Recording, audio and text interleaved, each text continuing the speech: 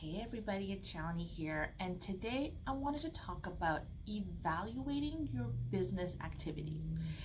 For those of you that are sole proprietors, it's tax time and you're probably scrambling right now to do your bookkeeping, or at least now is the time that you're having some conversations with your bookkeeper or your accountant about your numbers. And one of the things that I want you to focus on under the expenses is the different advertising and marketing efforts that you're doing, or any other category where you're putting a lot of time and effort expecting a return on that investment.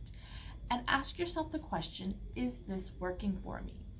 I find a lot of business owners get really caught up in an idea, and that idea is like their baby, and they're very attached to it, and they just keep wanting to see it work.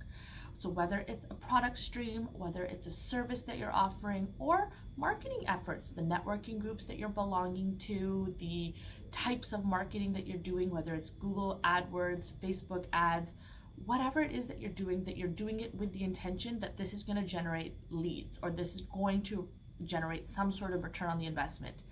Now is the time that you need to evaluate that. Ideally, you have more than just a few months worth of data. For you to know whether it's working or not, you need to give it some time. But year one, people are still learning about you. They're still trying to understand what this is. Year two, you should probably see enough of a return on that investment that you can say whether at least it's going in the right direction. And if it's not going in that right direction, then as much effort as you have put into it, you need to make that hard stop. You need to say, you know what? This isn't working for me. I'm not getting that return on the investment. Back to the drawing board and stop putting money in something that you know that just isn't working for you.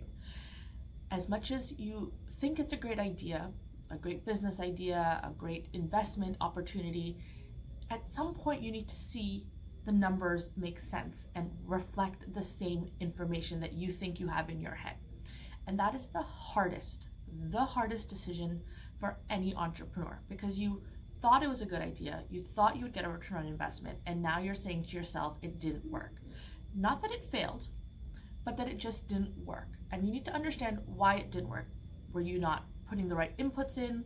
Were you not doing something that perhaps you need to do from a follow-up perspective? This is the time you need to make those evaluations so that going forward into 2020, whatever activities you do, you've learned from your past efforts, and then you can truly make sure that they are giving you that return on investment that you need to have. What the right return on investment is, there's no magic number. That's kind of subjective. Whether you made $1 profit, $100 profit, or $1,000 profit will depend on what's important to you. But this time of year, start making those assessments on the investing and the activities that you're doing to make your business succeed. As always, behind every great business is Darna CPA.